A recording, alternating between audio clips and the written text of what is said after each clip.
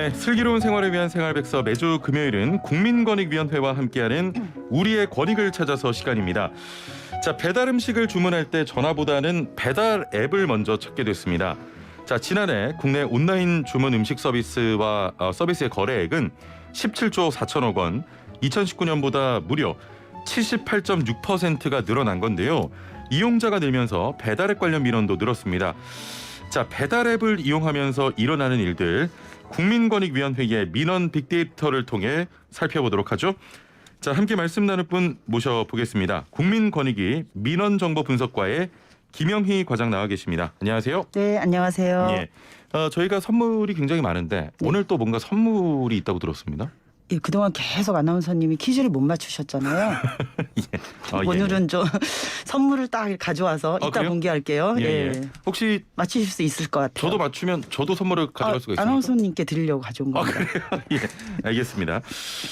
저는 특히 뭐 인형 같은 거 굉장히 선물로 좋아하기 때문에 한번 기대를 해보고요. 예. 자, 저도 최근에 배달 음식 주문할 때 전화는 거의 좀 사용하지 않고 애플리케이션을 이용하는데 외식 업체에서도 전화하면 앱으로 주문해달라는 것도 많이 좀 있지 않습니까? 네, 그렇습니다. 말씀처럼 이제 스마트폰 앱을 이용해서 음식 배달 이렇게 하는 게 일상적인 상황이 된 것 같아요. 특히 이제 코로나 영향 때문에 모든 문화가 비대면으로 좀 바뀌면서 외식 문화가 많이 달라지고 사실 이 배달앱 시장 규모가 굉장히 크게 증가하고 있습니다. 이제 그러다 보니까 배달앱 사업자하고 뭐 음식점 소비자 말고도 또 뭐 배달 대행업 또 배달하시는 분 이르기까지 다양하고 복잡한 이해관계 구조가 나타나고 있습니다. 그렇습니다. 네. 여기서 잠깐 제가 빅데이터로 조사된 내용을 가지고 퀴즈를 한번 내볼게요. 지금 이 타이밍입니까? 네, 이 타이밍입니다. 이용자들 배달앱 이용하시는 분들은 얼마나 자주 배달앱을 이용할까? 가장 많을 것 같은 빈도를 한번 맞춰보시는 거예요. 말씀드린 것처럼 오늘은 정답을 맞히면 선물도 있습니다. 보기 드릴게요. 1번 월 1회에서 2회. 2번 주 1회에서 2회. 3번 주 3회 이상. 이게 퀴즈죠? 예. 저는 국민권익위원회에서 가져오신 선물을 좀 받고 싶어서 대본대로 가겠습니다. 1번. 오, 정답인데요. 제가 몇 달 만에 제가 낸 퀴즈를 맞추셨는데요. 자, 국민권익위원회가 운영하는 국민생각함을 통해서 설문조사를 한 적이 있었어요. 배달앱 이용 빈도가 월 1회에서 2회 사용한다는 내용이 46% 정도로 가장 많았고 주 1, 2회가 38%, 주 3회 이상이 10% 정도로 조사됐습니다. 선물은 바로 이겁니다. 저 카메라가 이제 조금 옆에 있기 때문에 이게 저희 이제 권익위의 마스코트인데요. 굉장히 귀여운데요? 네, 청백이라는 암행어사를 상징한 인형이고요. 그다음에 북을 상징하는 신문고, 저희 북을 상징하는 귀엽다. 그러니까 국민들의 권익을 지키는 권익위. 그다음에 부정부패를 척결하고 깨끗한 사회를 만드는 암행어사를 상징하는 청백이. 저 주시는 거예요 오늘? 네, 그렇습니다. 저 가방에 좀 달고 다니도 좋을 것 같습니다. 달고 다니면서 저희 권익위 홍보도 많이 해주시고 저 밖에 맡겨둘 테니까 꼭 찾아가십시오. 감사합니다. 사실 1번과 2번 좀 고민했어요. 월 1, 2회냐 주 1, 2회냐. 주 3회 이상 배달앱 이용자도 10% 이상이면 상당히 자주 이용하는 것 같은데 이 이용량이 늘면 당연히 좀 배달앱 관련해서 민원도 많이 늘었겠네요. 당연히 그렇습니다. 최근 3년간 이 배달 대행과 관련한 민원을 분석해 봤더니 약 2,200건 정도 발생을 했는데요. 이 숫자가 2018년에 불과 350건 정도에 불과했던 것이 19년에 595건 정도로 약 70% 이상 증가를 했고 20년에는 1,240건이 발생을 했습니다. 전년 대비 2배 이상 급증을 한 거죠. 이게 말씀드린 것처럼 배달앱과 관련된 이해관계가 좀 복잡하기 때문에 민원을 신청하시는 분들도 굉장히 다양합니다. 물론 이제 아무래도 소비자 입장에서 민원을 내신 분들이 한 53% 정도로 가장 많긴 합니다. 그리고 다음으로는 가맹점, 이른바 음식점 사장님이죠. 가맹점주가 낸 민원이 또 31%를 차지하고 있고 그 외에도 직접 배달을 하시는 배달원 분들이 낸 라이더분들. 민원. 그렇죠. 그리고 이제 좀 소수지만 그 라이더들을 고용해서 배달 대행업이라는 걸 하시는 분들이 낸 민원도 일부 있습니다.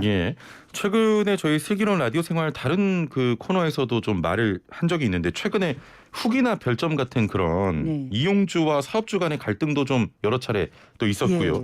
구체적으로 구체적으로 어떤 민원이 많이 들어옵니까? 그 사례로 먼저 좀 하나 설명드리면 민원인이 음식 배달을 받았는데 배달원에게 전화가 와서 본인이 깜빡 잊고 배달비를 못 받았으니 예. 바빠서 받으러 갈 수가 없다. 나중에 받으러 가겠다라고 하고 이제 음식을 먹었답니다. 예. 근데 다음 날 음식점 주인에게서 그 욕설이 담기고 새벽에 돈 받으러 니네 집에 찾아가겠다. 이런 내용의 협박 문자가 온 겁니다. 자기 예. 전화번호를 음식점에서 알고 있는 거죠. 예. 그리고 카톡에 있는 그 아이 사진까지 들먹이면서 협박을 했다고 하는데요. 예. 배달앱에 항의를 했다고 하십니다. 예. 근데 어떤 조치를 취했는지 알려줄 수도 없다. 이런 답변이 돌아와서 자기는 굉장히 불안하다. 예. 이런 사례가 있었습니다. 번호가 노출됐는데 또 아이의 사진까지 좀 들먹이면서 그렇죠. 협박을 요즘은. 했습니다. 예. 실제로도 충분히 좀 위협을 느낄 수 있는 상황처럼 보이거든요. 네, 그렇습니다. 예. 소비자 입장에서는 굉장히 불안한 부분이 당연히 있죠. 예. 이 배달앱 민원 중에 소비자의 불편 사항이 약 44%를 차지하고 있었는데 예. 그중에 물론 식품 안전과 관련된 문제가 가장 많긴 합니다. 근데 소개해드린 사례처럼 주문이나 배달 결제 과정에서의 분쟁과 불편이 32% 정도로 두 번째로 사실 많았습니다. 예. 또 말씀하신 것처럼 소비자의 개인정보 유출이나 또 홍보를 위해서 개인정보를 남용한 피해 사례도 있었고요.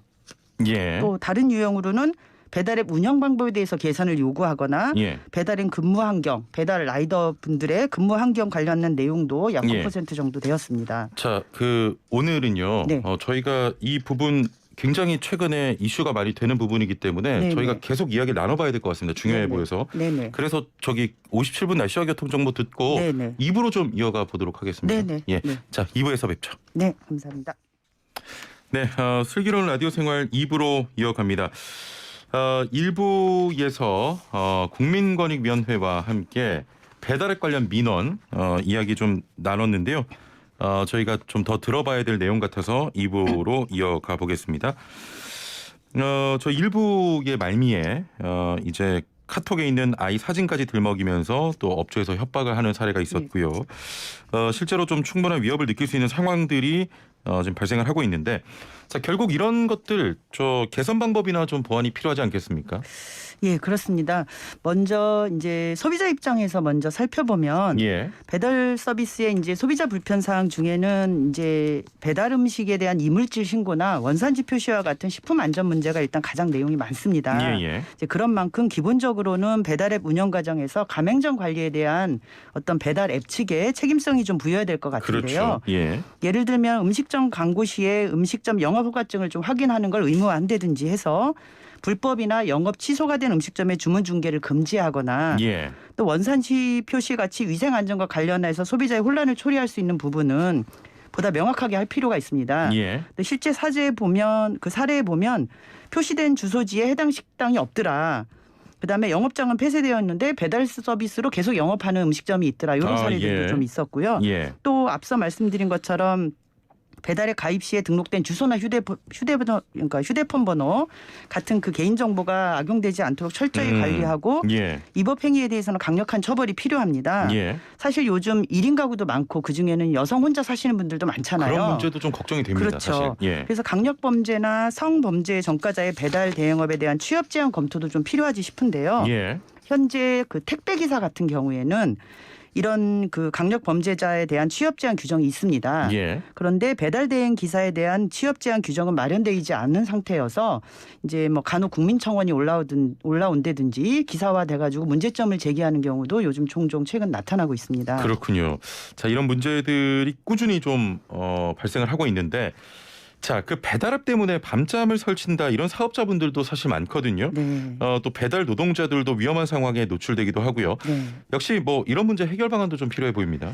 그렇습니다. 아무래도 지금 이제 뭐 소상공인들이 굉장히 어려운 시기잖아요. 예. 그러니까 가맹점 입장에서 가장 어려운 점은 아무래도 수수료 문제가 아닐까 합니다. 그렇죠. 그 작년에 농림축산식품부가 조사한 통계를 보니까 배달 앱에 이제 지불하는 평균 사용 수수료가 약 36만 원.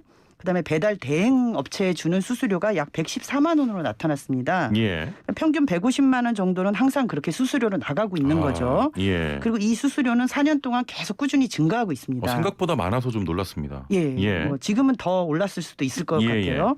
그러니까 음식점 입장에서는 배달 앱에 수수료를 지불하고 배달 요금에 또 지불해야 되는 상황이어서 굉장히 부담되는 상황인데 또 그렇다고 요즘 코로나가 계속되는 이 상황에서는 이 배달 앱을 이용하지 않고는 사실상 영업을 하기 어려운 상황입니다. 예. 네, 영업이 되지 않는다고 하시더라고요.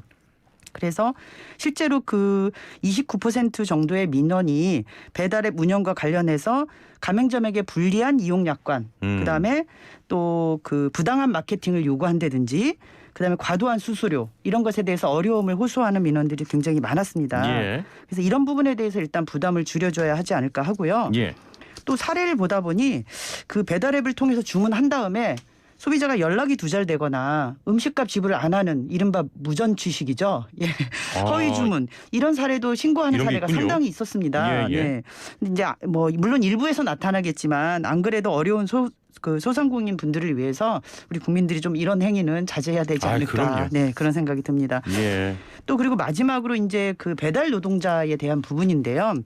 이분들에게 있어서 여러 가지가 있을 수 있지만 안전 문제가 매우 중요합니다. 예. 그래서 그 중에 이제 하나로 배달 중에 교통사고를 당한 배달원에 대해서 치료와 보상을 위해서 그 배달 대행업체에 대한 책임이 좀 강화돼야 될 것 같습니다. 예. 지금 산재보험법이 개정이 돼서 7월이면 시행이 되는데요. 여기에 보면 이제 이런 그 이른바 특고라고 얘기하잖아요. 특수형태 근로종사자에 대한 산재보험 가입이 의무화는 되었습니다. 예. 근데 문제는 뭐냐면 가입하지 않아도 과태료가 한 건당 한 5만 원 정도로 굉장히 낮습니다. 아직 많이 안 하시더라고요. 네. 예. 그러니까 그 비용 대비 과태료가 크지 않으니까 실효성이 없을 수 있다라는 것이죠. 그래서 그걸 좀 올려야 되는 부분이 있지 않을까 이렇게 저희가 생각하고 있고요.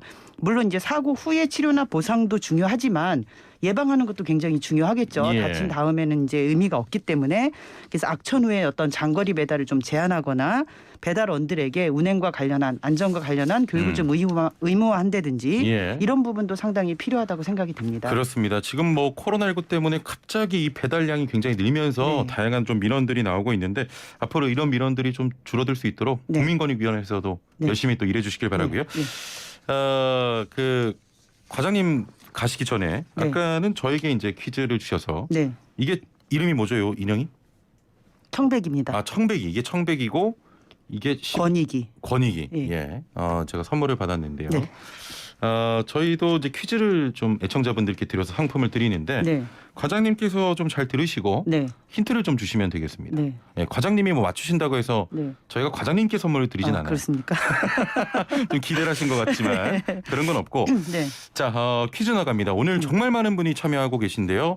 오늘 선물도 굉장히 많습니다. 이번 주에 저희 창고가 거의 꽉 찼어요. 선물 다 드립니다. 자, 최근 호주에서 금반지를 낀 이 물고기가 발견됐다고 합니다. 호주 노퍽섬 해안에서 스노클링을 하던 환경운동가가 발견한 건데요. 자신의 블로그에 반지 주인을 찾는 글을 올리자 하루 만에 주인이 나타났습니다. 지난 크리스마스에 해당 지역을 방문한 관광객의 결혼 반지였는데요. 자, 반지를 준 환경운동가, 이번 일을 계기로 바다 환경보호에 대한 인식이 높아졌으면 좋겠다. 이런 메시지도 덧붙였습니다. 문제 나갑니다. 자, 금반지를 낀 물고기 어종이 무엇이었을까요? 1번 금붕어, 2번 모래숭어, 3번 한국어. 자, 노래 힌트 한 번만 더 주시죠. 예. 자, 과장님 힌트가 혹시 가능하실까요? 애청자분들을 향한 힌트입니다. 제가 그 회를 굉장히 좋아하거든요. 아, 회요? 예. 이 타이밍에 좀 안 맞을 수 있는데. 뭐랄까요? 저 오늘 어종 얘기하는데 갑자기 잡아먹는 얘기를 하시는. 죄송합니다. 힌트 주시죠. 예. 하여튼 회를 좋아하는데 저는 숭어. 숭어도 이렇게 하지 마세요. 죄송한데 그런 힌트 내실 거면 앞으로 다시는 부탁드리지 않겠습니다. 알겠습니다. 자, 오늘 말씀 여기까지 듣도록 하겠습니다. 감사합니다. 감사합니다. 자, 지금까지 국민권익위 민원정보 분석과의 김영희 과장과 함께했습니다.